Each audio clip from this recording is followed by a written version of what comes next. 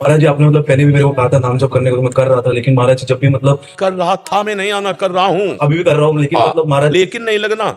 जैसे प्राणपण से लगा जाता है, ऐसे थोड़ी मन को परास्त करना कोई खेल है। जब तक मुझे तो टेंशन होता रहता है। जो कौन सा टेंशन? खाली जगह टेंशन, हरी जगह तो टेंशन कहाँ? जैसे महाराज जी, जैसे मैं मतलब 2 साल से कोटा में तैयारी कर रहा हूँ, अभी मतलब 2 साल से नहीं हुआ, अभी तीसरा साल इस बार भी नहीं होगा, तो क्या होगा? कुछ नहीं, वही एक क्षेत्र है।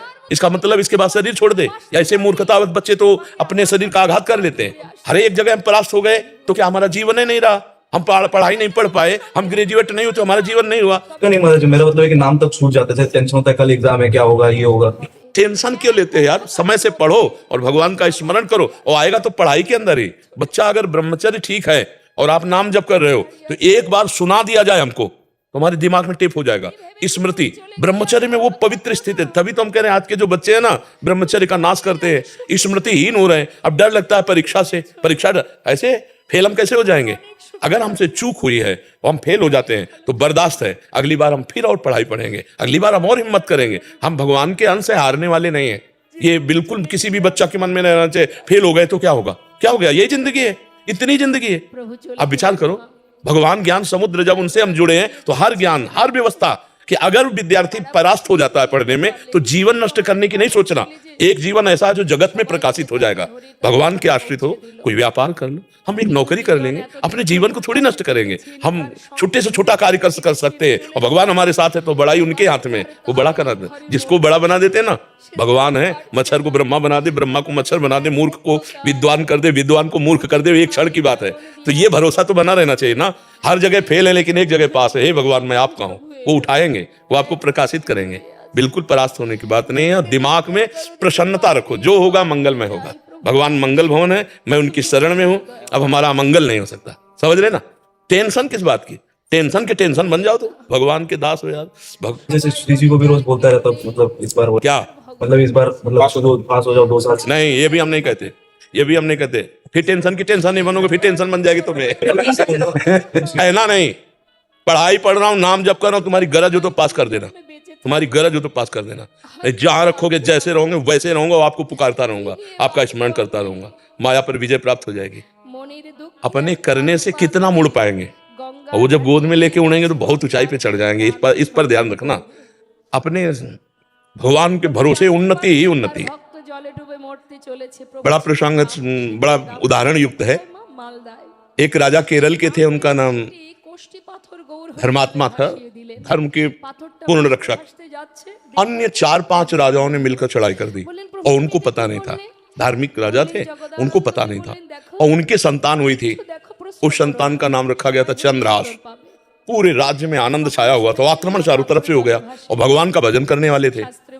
अब पराजित तो होना ही पड़ेगा, क्योंकि चारों तरफ से बैरी राजा हैं, और पहले से सूचना होती तो तैयारी होती। अचानक आक्रमण, मारे गए, वो राजा मारे गए।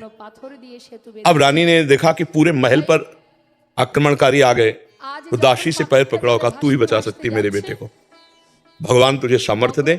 और महल में काट मार मचाए हुए थे, कोई भी वंश का नहीं बचना चाहिए। दासी ने बहुत प्रवीणता की, और टोकरी में जिसमें दोना पत्तल डाले जाते हैं, ऐसे डालकर नीचे बालक चंद्रहास, और निकली।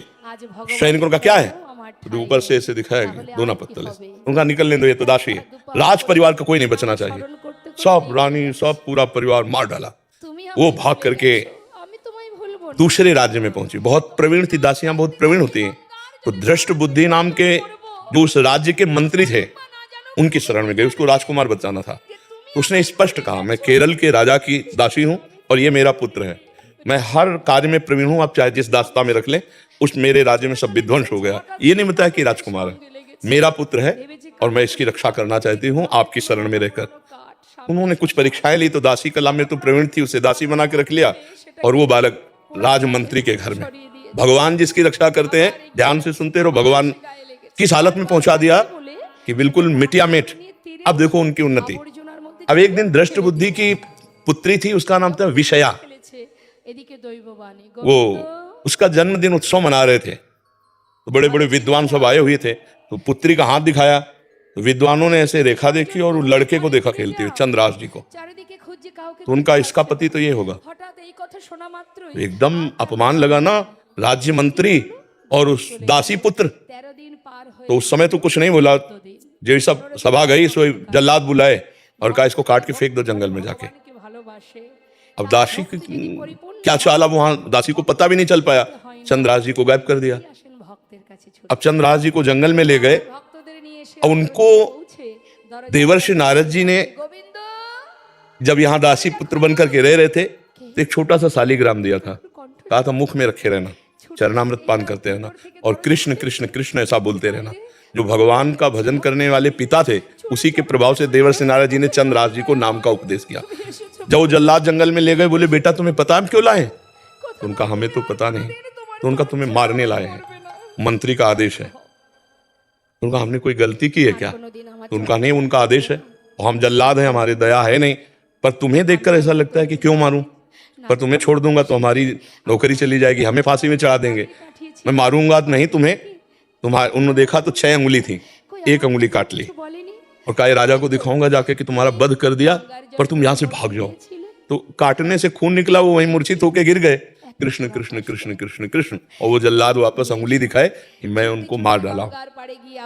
हुमा नाम का एक पंक्षी होता है पहाड़ में, वो परम पवित्र, अगर अपने पंख कर ले तो राजलक्ष्मी उसके चरणों में आ जाए। वो आकर के बैठ गया चंद्रहास जी के ऊपर। हुमा नाम का पंक्षी ये पहाड़ों में होता है, भगवत प्रदत्त किसी भाग्यशाली के ऊपर उसका। अब वो अपनी छाया में उनका वो मूर्छित बेहोश, कोई जंगली पशु ने अटैक नहीं किया चंद्रहास जी पर। इतने में चंदनवती नाम के राज्य का छोटा राजा, दृष्ट बुद्धि जो बादशाह के मंत्री थे, उनके यहाँ वो कर देने जा रहा था। उसने बहुत आराधना की थी लेकिन पुत्र नहीं हुआ था। तो रास्ते में दृष्टि गई कि हुमा नाम का पंक्षी है किसको घेरे हुए। तो जब गए तो देखा चंद्रहास जी सुंदर राजकुमार और अंगुली कटी हुई, तुरंत पट्टी बांधी और लेकर के वापस चले गए। वहां नहीं गए कर देने। बड़ा उल्लास मनाया कि भगवान ने तो, हमने इतनी आराधना की, हमारे पुत्र नहीं हुआ लेकिन भगवान ने पुत्र दिया, मैं इसे राजकुमार पदवी देता हूं। छोटा राजा अपने राज्य का राजकुमार बना करके पालन पोषण किया और 10 वर्ष हो गए। वो कर देने नहीं गया बादशाह के यहाँ। तो बादशाह ने दृष्ट बुद्धि से कहा चंदनवती नगर का राजा कर देने नहीं आया, जाओ यदि वहां सम्मान पूर्वक कर दे तो ठीक है, नहीं उनका विनाश कर दो। मंत्री पूरे परिकर सहित आक्रमण किया। चंदनवती राजा का ऐसा वैभव था कि जब से चंद्रहास जी उनके यहाँ राजकुमार बने उनको डर ही नहीं था, क्योंकि चंद्रहास जी भगवान का भजन करने वाले। तो दृष्ट बुद्धि नजदीक आया और कहा कर दे दो नहीं तो युद्ध करो।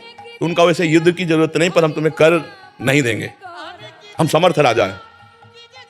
चंद्रहास जी ने इशारा किया कि विरोध नहीं। चंद्रहास जी ने कहा कि हम स्वयं कर देने के लिए तैयार हैं, आप शांत रहिए। उसकी दृष्टि में दृष्टि मिली, उसने ये वही बालक है, क्योंकि नेत्र इसके वही है जो उनके घर में रहा था दासी पुत्र बल करके। तो चंदनवती के नरेश से कहा कि तुमने इस बालक को कहाँ पाया? तो उन्होंने पूरी बात सुनाई। तो उन्होंने कहा अरे फिर तो जो प्रारब्ध है वो होके रहेगा, ये मेरी बेटी का दूल्हा, अरे इसको मैं दूल्हा नहीं बनने दूंगा। उसने कहा मैं कर माफ करता हूँ, केवल तुम एक बार बादशाह के सामने जाओ, पहले तुम नगर में जाओगे हमारे घर, वहां तुम्हारा स्वागत होगा और इसके बाद तुम बादशाह के पास जाओगे। तो स्वीकार है। राजा को मना लिया चंदनवती नरेश को कि महाराज आप चिंता मत कीजिए। और पहले था कि अगर पत्र लिख दिया जाए तो जिसके लिए लिखा जाता था धर्म कहता था बीच में खोल के नहीं पढ़ना, उन्हीं के वध के लिए उन्हीं को पत्र लिखा। और उनके जो बेटे थे उनको लिखा कि बेटा ये पुरुष जिसको मैं भेज रहा हूं, जाते ही विष दे दिया जाए, जाते ही भोजन में विष हलाहल तुरंत मर जाना चाहिए। तो उन्होंने ऐसे खोस लिया मुकुट के साइड में और गए। भगवान की इच्छा, उस दिन उपवन में उन्होंने अपना घोड़ा रोका कि थोड़ी देर बाद चले जाएंगे उपवन में। और उपवन था वो राजकुमारियों का, और उसमें आई थी उनकी बेटी जिसका नाम था विषया। खेल खेल में देखा कि कोई राजकुमार ऐसे विश्राम कर रहा है मेरे राज्य में। नजदीक गई, चिट्ठी देखी, चिट्ठी निकाली, खोली, लिखा था कि जाते ही विषया विष दे देना, जाते ही विष दे देना। पिताजी की बुद्धि खराब हो गई, इतना सुंदर राजकुमार इसको विष दे देंगी। उसका नाम विषया था, तो विष के आगे केवल या बनानी थी, तो काजर की रेख से जो दूब का ऐसे लेके वैसे काजर करके या बना दिया विषया। जाते कुछ बिना बेचारे जाते ही विषया दे दे, और खोज दिया, चली गई। देखो भगवान का विधान। अब वो जब जगे तो वहां गए, तो जो दृष्ट बुद्धि का पुत्र था बड़ा धर्मात्मा था, उसने आदर सत्कार, उनका पिताजी ने आपके पत्र दिया। जो पत्र देखा तो उन्होंने कहा पंडितों को बुलाओ, तुरंत ब्याह करो। पिताजी का आदेश, जाते ही विषया दे देना। अब बेटी से ब्याह हो गया, 2-4 दिन हुए, कोई सूचना नहीं पहुंची। तो दृष्ट बुद्धि ने कहा मामला क्या है? वो जब लौट के आए तो बड़ा पूरा नगर सजा था, उत्सव हुआ। उनका क्या उत्सव? बोले आपकी बेटी का ब्याह हो गया। किससे? बोले आपने राजकुमार भेजा था। अब उनको समझ में आया कि प्रारब्ध इतना बलवान होता है। जब घर के अंदर गए तो देखा बेटी, और तो उसने कहा तुम्हें जिंदा तो नहीं रहने दूंगा। मन में सोचा चाहे बेटी भी दवा रहे। 4 जल्लादों को बुलाया और कहा देवी के मंदिर में जाओ। और उसे कहा बेटा अब तो दामाद हो गए हो तुम, पहला पूजन हमारे यहाँ देवी का होता है, अकेले जाया जाता है। उनको भय तो था नहीं, भगवान के तो भक्त थे। बोले आप पूजन करके आओ, बहुत प्रसन्नता हुई कि आप जैसा दामाद। और अंदर से जल रहा था और उधर 4 जल्लाद लगा दिए देवी के मंदिर में। अब ये अकेले देवी के मंदिर में, और इधर जो बादशाह था, बादशाह से पंडित लोग विचार के कह रहे हैं कि इस समय यदि आप राजगद्दी पर बैठेंगे तो अकाल पड़ जाएगा, आपका विनाश हो जाएगा। इस समय कोई दूसरा तत्कालीन राजा होना चाहिए, कुछ क्षण के लिए ही चाहे। तो उनका कौन हो सकता है?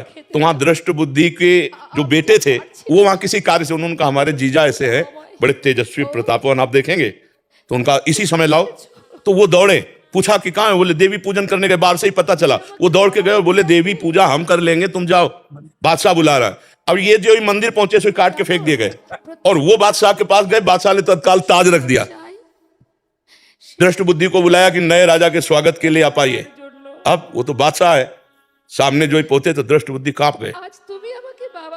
इशारे से पूछा कि हमारे पुत्र कहाँ है? बोले देवी पूजन। अरे बोले वो तो मार डाला गया होगा। पता लगा तो मार डाला गया। तब वो जाको राखे साइया मार सके न कोई, बादशाह बना ना। अगर भगवान रक्षक, भगवान जिताने वाले तो कोई परास्त नहीं कर सकता। हर विधान उल्टा होता चला जाता है। और अगर भगवान से विमुख होते चाहे जितनी उन्नति हो, उसका परिणाम कुछ नहीं होगा। या हम मर जाएंगे, सब छूट जाएगा। नाम भगवान का, वास्त्र भगवान का, वो उठाते हैं तो उठाते चले जाते हैं ना। तो कभी भी डिस्टर्ब नहीं होना चाहिए। ये बात कभी नहीं लानी चाहिए कि मैं शरीर छोड़ दूं किसी भी विषय में, हार जाए या किसानी में कोई व्यवधान या पढ़ाई में। अरे फिर जीतेंगे यार, संघर्ष ही जीवन है। उसके लिए थोड़ी है कि जीवन ही नष्ट कर दो। तो जीवन नष्ट करने के बाद वहां कोई विश्राम स्थल थोड़ी बना है, फिर भेज दिए जाएंगे नीची योनियों में। क्या क्या कष्ट होता है आप देखो ना। ये मुर्गा मुर्गी बकरा बकरा जीवात्मा तो लोग कैसे जिंदा भूंज रहे हैं। कितना दया खत्म हो चुकी है, जिंदा भूंज रहे हैं, खा रहे हैं, शरीर बढ़ा रहे हैं, मरेंगे, नरक जाएंगे। तो हमें कोई मनुष्य जन्म मिला है, अब इतना भजन कर लेना है कि इससे नीचे न गिरे। अगर चांस मिले तो पुनः मनुष्य बने और धर्म पूर्वक अपने राष्ट्र की सेवा करें, समाज की सेवा करें, भगवान का भजन करके जीवन पवित्र बनाएं।